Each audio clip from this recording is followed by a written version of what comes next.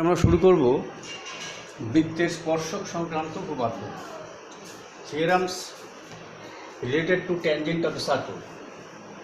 তো প্রথমেই এটা ক্লাস 10-এর উপপাদ্যর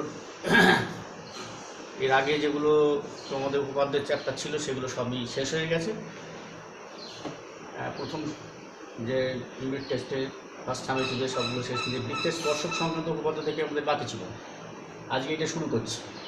প্রথমে এই যে ট্যানজেন্ট অফ দ্য সার্কেল, বৃত্তের স্পর্শকটা কী জিনিস এই সম্বন্ধে একটুখানি ধারণা আমরা করে নিই। কারণ স্পর্শকটা আগে কিভাবে একটা বৃত্তে থাকে, কিভাবে কাজ করে, কেমন তার অবস্থান। একটা বৃত্ত আঁকো, একটা কেন্দ্রীয় বৃত্ত আছে। তো এই বৃত্তের সঙ্গে একটা সরলরেখার সম্পর্কটা কী? সরলরেখাটা কেমন হতে পারে?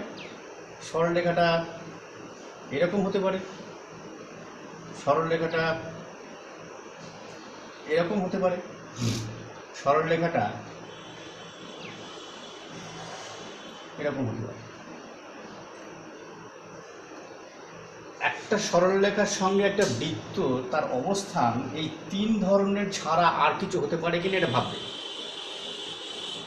তাহলে আমরা প্রথমে দেখি জিনিসটা কেমন হচ্ছে, সরলরেখার সঙ্গে বৃত্তর সম্পর্কটা কেমন। সরলরেখাটা একটা জায়গা আছে, বৃত্ত আরেকটা তার অবস্থান রয়েছে। এদের যে দুটোর যে কম্প্যারেটিভ যে পজিশান, সেই পজিশানে দেখতে পাচ্ছি যে সরলরেখার সঙ্গে বৃত্তের কোনো ছেদ করেনি বা স্পর্শও করেনি। এই ক্ষেত্রে সরলরেখাটা কি হচ্ছে, দেখা যাচ্ছে সরলরেখা বৃত্তকে দুটো বিন্দুতে ছেদ করেছে, অর্থাৎ সরলরেখাটা বৃত্তের ভিতর দিয়ে গেছে, অর্থাৎ ইন্টারসেক্ট করেছে। This straight line intersects the circle. আর এই স্ট্রেট লাইনটার ক্ষেত্রে আমরা দেখলাম এই সরলরেখাটা বৃত্তকে একটা জায়গায় শুধুমাত্র কন্ট্যাক্ট করেছে, স্পর্শ করেছে, জাস্ট একটা বিন্দুতে। এই ধরনের সরলরেখাটাকে আমরা বলবো স্পর্শক। কীরকম? যে সরলরেখাটা এই বৃত্তকে যা মাত্র একটা বিন্দুতে স্পর্শ করবে, সেইটাকেই বলবো স্পর্শক বা ট্যানজেন্ট। এক্ষেত্রে এই স্ট্রেট লাইনটা কিন্তু ট্যানজেন্ট নয় বা স্পর্শক নয়, সে দুটো বিন্দুতে ইন্টারসেক্ট করেছে, ছেদ করেছে। আর এই সরলরেখায় বৃত্তকে কোথাও কোনো স্পর্শ করেনি, ছেদও করেনি। এখন দেখো স্পর্শকটা কিভাবে আমরা ডিসকাস করতে পারি। কীরকম?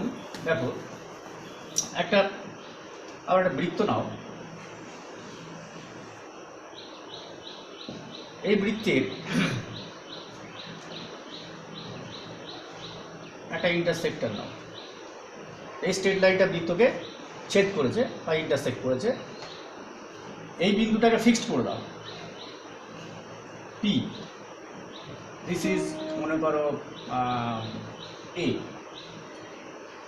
এবার করছি কি, পি বিন্দুটাকে ফিক্সড রেখে এই স্ট্রেট লাইনটা এদিকে মুভ করাচ্ছি। তাহলে মুভ করালে কেমন অবস্থান আসবে?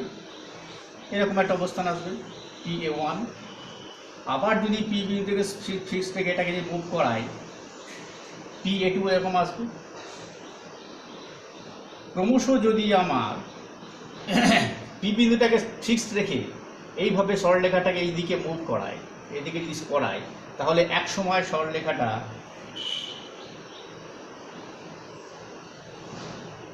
এরকম একটা অবস্থান আসবে। আচ্ছা, যদি এদিকে আমি মুভ করাতাম তাহলে কি হতো? ধরো এদিকে যদি মুভ করাও,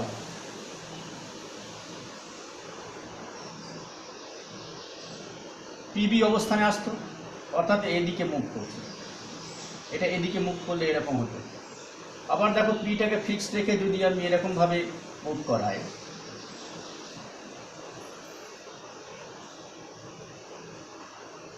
তাহলে ঠিক একটা সময় এসে এই পি এর সরলরেখাটা ঠিক এই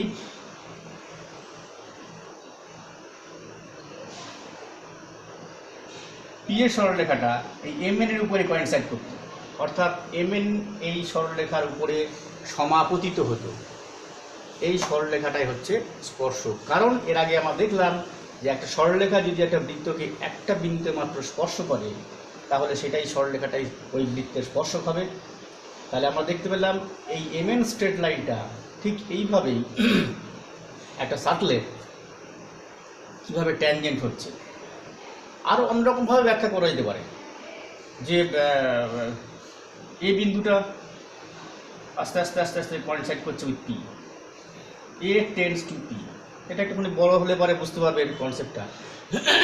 পি বিন্দুটা ফিক্সড, এ পি এর উপর যদি কোইনসাইড করে তাহলে হয় কি স্ট্রেট লাইনটা একটা ট্যানজেন্ট হয়ে যায়। ধরো এরকম ধরনের আর একটা বৃত্ত নাও,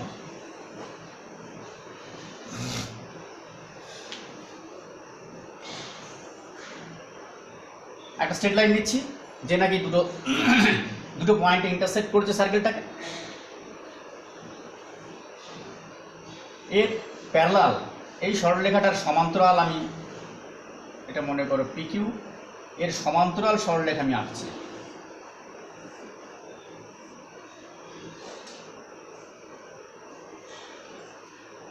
একটা সময় এসে এই পিকিউ বিন্দুটা একটা বিন্দুতে গিয়ে মিলিত হবে, অর্থাৎ এই সরলরেখাটা এই বৃত্তের একটা স্পর্শক বা ট্যানজেন্ট হবে। তুমি এটা ওদিকে মুভ করাতে পারো, এদিকেও তুমি যদি এটাকে সমান্তরাল সরলরেখা তো দেখো আস্তে আস্তে আস্তে আস্তে এদিকে গিয়ে এই একটা বিন্দুতে স্পর্শ করছে। This point and this point is point of contact বা স্পর্শ বিন্দু। এইটা হচ্ছে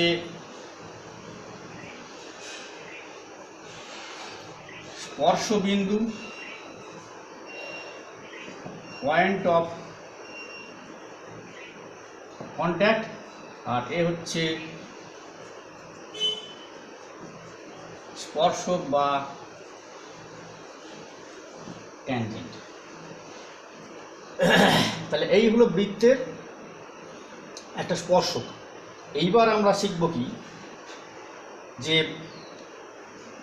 তোমরা দেখবে তোমাদের বইয়ের প্রথম যে বৃত্তের স্পর্শক সংক্রান্ত উপপাদ্য রয়েছে, সেখানে প্রথম যে উপপাদ্যটা আছে সেটা আজকে আমরা প্রমাণ করব। যে কোনো উপপাদ্য বা থিওরাম প্রমাণ করতে হলে এর আগে তোমরা ক্লাসের মধ্যে যেটা শিখেছো যে কতগুলো স্টেপ ওয়াইজ আমরা ভেঙে নিই। প্রথমে যে স্টেটমেন্টটা থাকে সেটাকে বিবৃতি আকারে লিখি, তারপরে যে যার নিজের মতো করে সেটাকে ছবি আঁকে, অর্থাৎ যার নাম দিয়ে আমরা গিভেন, হোয়াট ইজ গিভেন, প্রদত্ত। তারপরে আমরা করি যে হোয়াট ইজ টু প্রুভড, যেটা প্রমাণ করতে হবে, টু প্রুভ, অর্থাৎ আমরা যেটা লিখি বাংলাতে প্রামাণ্য, সেই প্রামাণ্য একটা স্টেপ করি হেডিং। তারপরে লিখি কনস্ট্রাকশান বা অঙ্কন, যদি কোনো অঙ্কন করতে হয়। কোনো কোনো উপপাদ্যে আমরা দেখেছি যে অঙ্কন প্রয়োজন পড়ে না, তার অঙ্কন করবো না। তারপরেই থাকে প্রুফ বা প্রমাণ। এই কতগুলো স্টেপে আমরা এর আগে উপপাদ্যগুলো প্রমাণ করেছি। তা এখন সেই থিওরাম প্রথম যেটা করব তার নাম হবে, দেখো তোমাদের উপপাদ্য 40 নম্বর, বৃত্তের কোনো বিন্দুতে স্পর্শক। তাহলে প্রথমে এখানে স্টেটমেন্ট বা বিবৃতি লিখে নেব।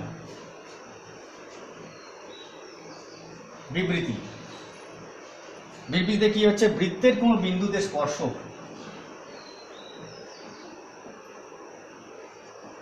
বৃত্তের কোনো বিন্দুতে স্পর্শক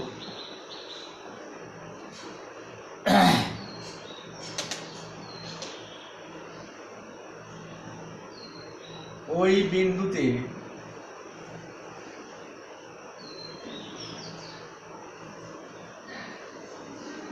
স্পর্শ বিন্দুগামী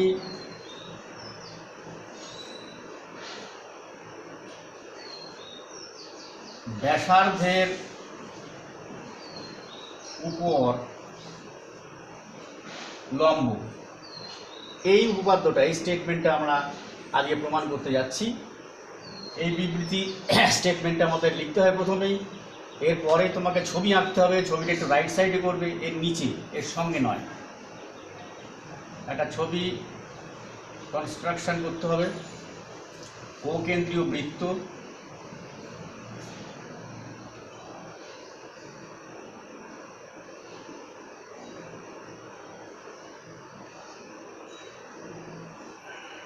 এবি একটি সরলরেখা, ও কেন্দ্রীয় বৃত্ত, পি বিন্দুতে স্পর্শক। তাহলে আমাদের প্রদত্তটা কি? তুমি ধরে নিয়েছো, হোয়াট ইজ গিভেন, তুমি ধরে নিয়েছো ও কেন্দ্রীয় বৃত্ত। কেউ পি কেন্দ্রীয় বৃত্ত নিতে পারতো, কেউ অন্য কিছু কেন্দ্রীয় বৃত্ত নিতে পারতো। যে যেমনভাবে এখানে নেবে সেই সব অনুযায়ী প্রদত্ত তাকে লিখতে হবে। ও কেন্দ্রীয় বৃত্তের পি বিন্দুতে এবি স্পর্শক, আর ওপিটা হচ্ছে, এবং ওপি স্পর্শ বিন্দুগামী ব্যাসার্ধ। অর্থাৎ ওপিটা হচ্ছে এই যে পয়েন্ট অফ কন্ট্যাক্ট, সেই রেডিয়াসটা। প্রামাণ্য, পরপর পয়েন্টগুলো দিতে হবে। প্রামাণ্য কি প্রমাণ করতে হবে? এটা খুব সহজ জিনিস। এই যে বলেছে বৃত্তের স্পর্শকটা স্পর্শ বিন্দুগামী ব্যাসার্ধের উপর লম্ব, তো ব্যাসার্ধটা ওপি আর এবিটা হচ্ছে স্পর্শক, তাহলে লম্ব হবে কি? ওপি লম্ব এবি। এইটা তোমাকে প্রমাণ করতে হবে। এর জন্য একটা অঙ্কন আছে, তাহলে আমাদের অঙ্কনটা লিখতে হবে, অঙ্কন পয়েন্টটা করতে হবে, কারণ অঙ্কন রয়েছে একটা। এখানে একটা পি ছাড়া অন্য যে কোনো একটা বিন্দু নাও,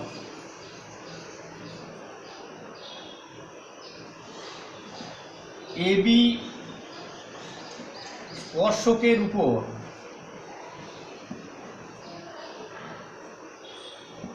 পি ছাড়া অপর যে কোনো বিন্দু কিউ নিলাম। এই লেখাটা যেন ছবির মধ্যে যেন না ঢুকে পড়ে, এটা খেয়াল রাখবো। তাহলে নাও এই বিন্দুটা কিউ নাও, দিয়ে কি করলাম? ও কিউ যুক্ত করে দিলাম।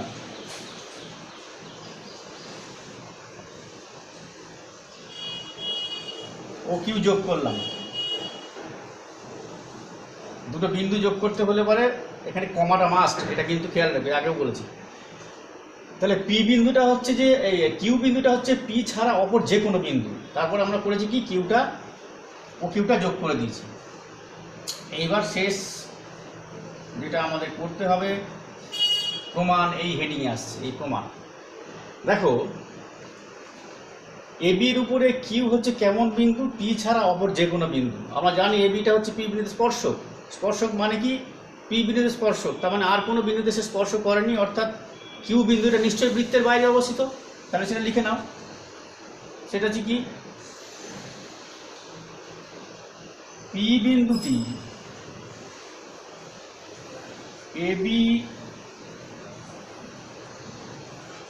স্পর্শকের উপর কিউ বিন্দুটি স্পর্শকের উপর পি ছাড়া অপর যে কোনো বিন্দু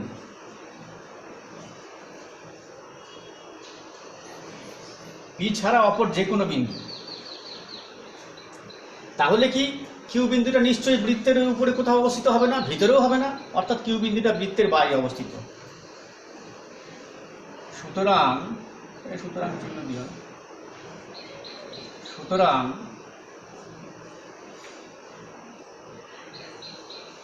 কিউ বিন্দুটি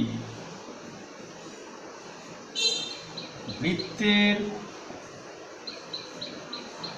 বাইরে অবস্থিত হবে। ও কিউ যোগ করার ফলে ধরে নিচ্ছি, ধরি ও কিউ বৃত্তকে আর বিন্দুতে ছেদ করে, মানে একটা বিন্দুতে ছেদ করবে। আচ্ছা, এখানে লিখে নাও, একটি বিন্দুতে ছেদ করে। ধরি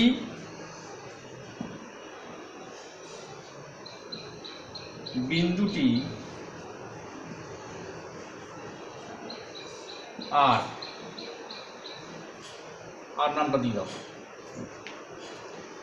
যেহেতু আরটা ওকিউর মধ্যবর্তী একটা বিন্দু, তাহলে ও আরটা কি ওকিউর থেকে ছোট, সুতরাং O R less than OQ. কারণটা কি, যা এখানে লিখবে তার এক্সপ্লানেশনটা কমা দিয়ে লিখতে হয়, যেহেতু আর ও কিউ এর মধ্যবর্তী। আবার আমরা জানি আবার ও আর ইজ ইকুয়ালস টু ওপি। কেন ও আর ইজ ইকুয়াল টু ওপি কি, কেন একই বৃত্তের ব্যাসার্ধ, তাহলে কমা দিয়ে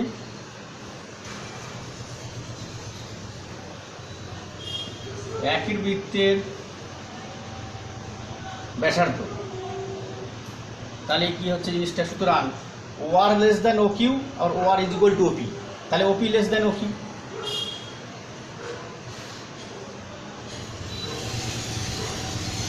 ওপি less than O Q, OP less than O Q, অর্থাৎ ওপিটা ও কিউ এর থেকে ছোট। এবার একটা যুক্তি দিতে হবে।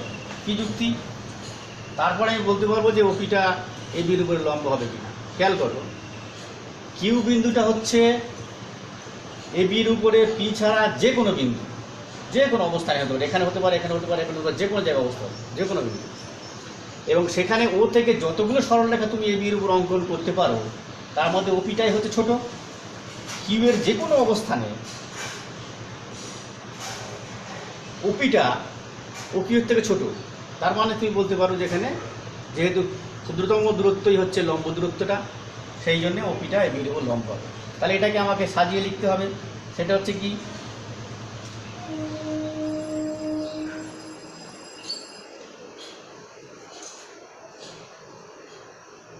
কিউ বিন্দু এ বি এর উপরে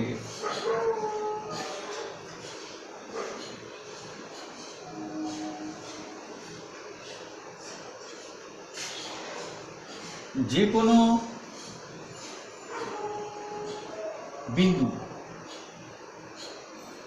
সুতরাং ও থেকে এ বি পর্যন্ত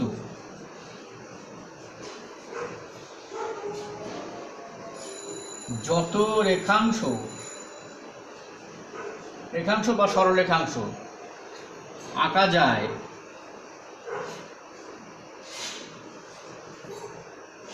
ওপি তাদের মধ্যে ক্ষুদ্রতম, আর ক্ষুদ্রতম দূরত্বই হচ্ছে লম্ব দূরত্ব।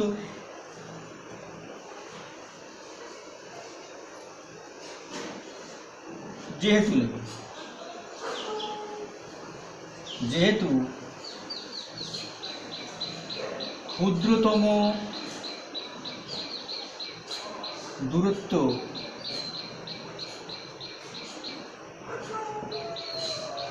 লম্ব দূরত্ব, সুতরাং ওপি লম্ব এবি।